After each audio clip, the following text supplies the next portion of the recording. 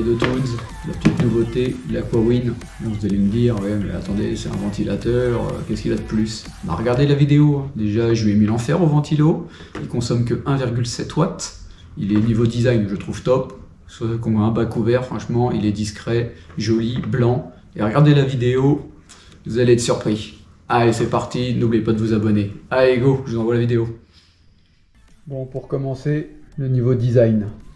Il est assez petit, il est blanc et noir, donc vraiment joli, il est étroit. Donc vous voyez sur le bac c'est vraiment discret, puis je trouve que le design en plus de l'efficacité est top. Donc allez, je vous fais voir en dessous.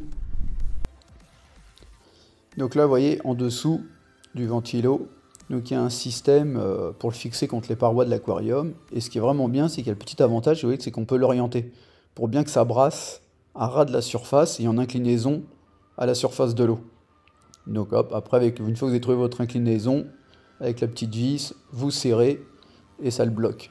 Donc ça permet d'avoir un bon échange gazeux. Donc ça c'est vraiment top. Vous voyez, le ventilo n'est pas droit, donc il diffuse.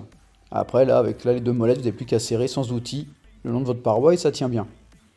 Donc là je vais le mettre en place sur le bac.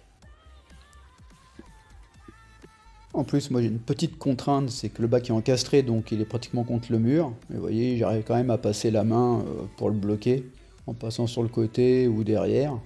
Donc sur un bac ouvert, beaucoup plus facile, quoi.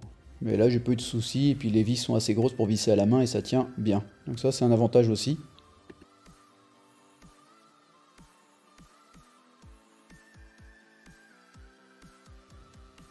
Pareil, du coup, chez Toons, ils le vendent et nous disent qu'il est IP57. Donc on va tester. Moi, je le fous sous l'eau.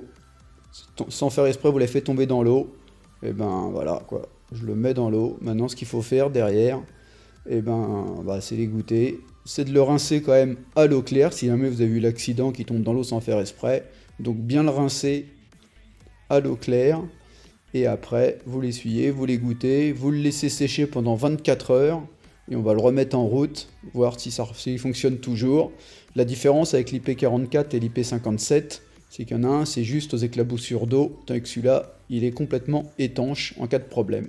Donc là, je l'ai essuyé, et je vais attendre 24 heures avant de le remettre en route. Et on va voir s'il redémarre.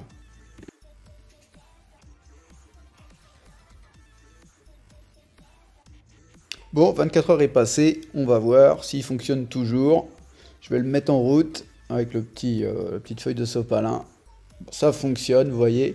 Donc le petit avantage aussi avec ce ventilateur, c'est qu'il diffuse presque à 180 degrés.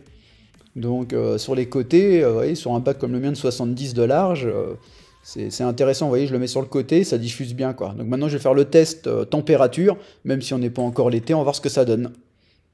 Le ventilo, il est en place au-dessus de l'aquarium. J'ai mis un chrono sur 40 minutes, je voulais pas trop descendre la température du bac. Donc vous allez voir, ça descend, je suis descendu à 0,8 du coup en 40 minutes. J'espère que cette petite vidéo vous a plu, abonnez-vous et à bientôt, ciao!